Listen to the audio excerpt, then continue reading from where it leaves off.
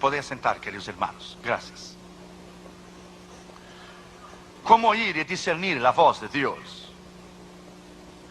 La voz de Dios es lo más importante en la dirección y en la madurez espiritual, donde su crecimiento a cada día puede llegar a un nivel extraordinario cuando usted aprender a discernir la voz de Dios.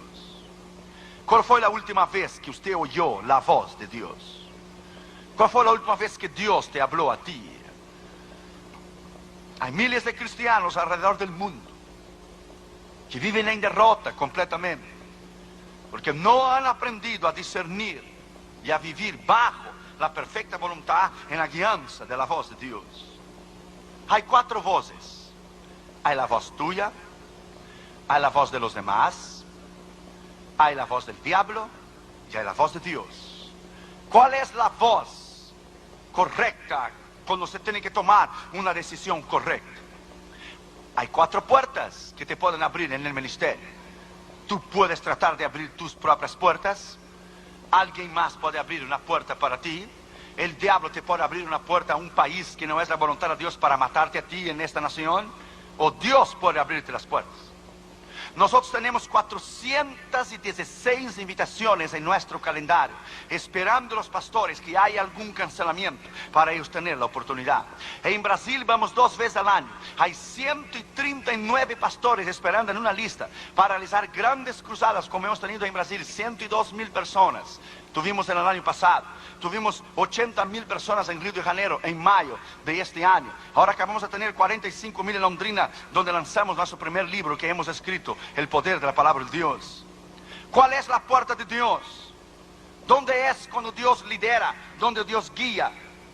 ¿Cuál es el discernimiento y la habilidad de discernir la voz y de discernir la perfecta voluntad de Dios? ¿Cuántos jóvenes se han casado fuera de la voluntad de Dios y hoy viven vidas en derrota, completamente en derrota? Para nuestra cruzada en Madras, en India, nosotros oramos y esperamos 2 años y 6 meses para llevar a cabo esa cruzada. Porque para ir a India tiene que ser bajo la dirección y bajo el poder de Dios para ir a India. Cuando volvemos, la Escritura dice en Proverbios 8:17: yo amo los que me aman, y los que de madrugada me buscan me encontrarán. La razón por la falta de poder y de la autoridad en la unción de Dios en los ministerios, en las iglesias y ministros, es que hemos abandonado el lugar de la oración. Hemos abandonado el lugar del ayuno. Hemos abandonado el lugar de nuestra consagración espiritual delante de Dios, nuestra oración, de oír, de discernir. Así como conocemos la voz de nuestra esposa y nuestros hijos, tenemos que aprender a discernir la voz de Dios. Damaris tiene diferentes maneras para hablar conmigo. Cuando está un poco enojada, dice: Josué, quiero verte y verte ahora. Yes, ma'am. Cuando está contenta me dice: honey. Y cuando quiere algo me dice: honey, I love you. Yo le dije: ¿cuánto tú quieres? How much do you want? Tenemos la habilidad de discernir lo que queremos. Cuando Catherine y Junior vienen a mí: papito, te quiero mucho, y saltan arriba de mí, dan un beso, me abrazan. Dice: ¿qué regalo quieres, Catherine? ¿Qué es que has visto en algún lugar? ¿Qué muñeca quieres? ¿Qué quieres, Junior? Cuando tenemos la habilidad de discernir la voz de Dios. Salmo 29 dice: voz de Jehová sobre las aguas, el Dios de la grandeza tronó. Voz de Jehová que hace temblar el desierto de Cádiz. Voz de Jehová que desnuda el cedro del Líbano. La voz de Jehová, todos en su templo dicen: gloria a Dios. ¿Qué es la voz de Dios? Hemos ido a países tan difíciles, pero hemos tenido un rema. Hay 2 palabras para la palabra en la palabra de Dios. Hay la palabra logos, la palabra escrita, pero hay la palabra rema, la palabra revelada de Dios. Cuando tenemos un rema, podemos ir. Vamos a lugares difíciles como India o como Nepal, que es un país hindú donde queman vivo a los cristianos. Oímos la voz de Dios para discernir cuál es la perfecta voluntad de Dios. Hudson Taylor, él dice en su biografía: durante 40 años el sol nunca se levantó detrás de las montañas de China antes que yo estuviera de rodillas primero. Jonathan Edwards decía, un hombre santo, un ministro santo es un arma poderosa en las manos de Dios, y mucho más cuando él dobla sus rodillas en oración. Stuart Lyman Moody decía, el hombre que se dobla en oración se parará mejor detrás del púlpito cuando predicar por la noche. La habilidad de la comunión con Dios. Charles Finney decía, cuando él se sentía vacío, él regresaba a orar y a buscar el poder y la autoridad del Espíritu Santo.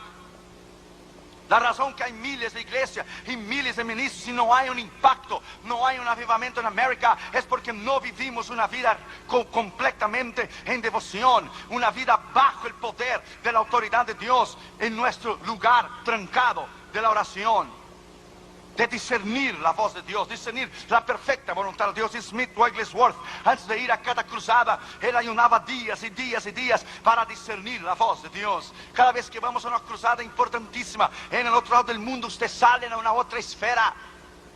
Usted, con tu avión cruza de continente a continente, tú sientes un hueco, un vacío en tu estómago, porque pasas de un otro continente a otros continentes, entras en una otra esfera. Puertas chicas, cruzadas chicas, demonios chicos, cruzadas grandes, puertas grandes, demonios grandes, diablos grandes. Aprenda, cuanto más Dios hace crecer tu ministerio, cuanto más creces, cuanto más Dios te da el mundo en tus manos, más batalla espiritual tendrás contra el diablo. Y la Biblia dice que él ya está condenado, ya está perdido, él ya está derrotado. La victoria es nuestra, lo podemos tener la victoria bajo el poder de la autoridad del Espíritu Santo. Lo podemos hacer. ¿Cuál fue la última vez que usted oyó la voz de Dios?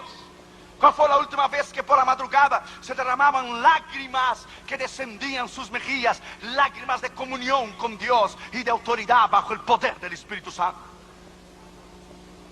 La Escritura es clara. Si nosotros no vivimos una vida recta, una vida íntegra y una vida bajo el poder de Dios, sazonada bajo la unción del Espíritu Santo, usted no podrá vencer. Los ministros caen de la gracia y adulteran, no porque no aman a Dios. Caen de la gracia y adulteran porque dejaron de oír la voz de Dios. Porque dejaron de vivir una vida recta y íntima con Dios. Leyeron la Biblia y estudiaban la Escritura para predicar a los demás, pero no se predicaban a sí mismos. En primer lugar, la Biblia dice que Elías estaba fuera de la voluntad de Dios. Se metió en una cueva en derrota. ¿Qué haces aquí, Elías? Dios no te manda en un lugar, después te pregunta, ¿qué haces aquí? Cuando estás fuera de la voluntad de Dios, no discernes, no tienes la capacidad de entender o el entendimiento de discernir la perfecta voluntad de Dios. ¿Qué haces aquí, Elías? Él estaba fuera de la voluntad de Dios. Dios vino a él y dijo, salte de afuera de la cueva y ponte arriba del monte y yo hablaré contigo. El monte es símbolo de comunión con Dios. Subir al monte para buscar a Jehová, para oír la voz de Dios. El monte es símbolo de comunión con Dios. Abra la Biblia en Éxodo 19. Usted va a aprender algo en esta mañana. Éxodo capítulo 19. Mira lo que dice el versículo 3. Y Moisés subió a Dios, y Jehová lo llamó desde el monte, diciendo, así dirás a la casa de Jacob y anunciarás a los hijos de Israel. Moisés subió a Dios, entonces Dios le hizo conocer sus palabras arriba del monte. Así dirás a la casa de Israel. Es en el monte de la comunión con Dios, es en el monte de la oración, es en el monte del ayuno, es en el monte de una entera consagración a Dios, donde usted puede vivir una vida completamente en victoria, discerniendo la voz de Dios. Moisés subió al monte y el Señor lo habló, así anunciarás a la casa de Israel. Mira lo que dice el versículo 11. Y estén preparados para el día tercero, porque al tercer día Jehová descenderá a los ojos de todo el pueblo sobre el monte Sinaí. Mira el versículo 17. Y Moisés sacó del campamento al pueblo para recibir a Dios y se detuvieron al pie del monte. Todo el monte Sinaí humeaba, porque Jehová había descendido sobre él en fuego. El humo subía como el humo de horno. Todo el monte se estremecía en gran manera. El sonido de la bocina iba a aumento en extremo. Moisés hablaba y Dios le respondía con voz tronante. Y descendió Jehová sobre el monte Sinaí, sobre la cumbre del monte. Y llamó Jehová a Moisés a la cumbre del monte. ¿Y Moisés qué? Subió a Dios. Es ahí el lugar de la victoria, arriba del monte. Es un simbolismo tan grande, vivir bajo el poder de Dios, trancarte pasar llave en la puerta cuando entras para orar y pasar tiempo con Dios y discernir la voz de Dios.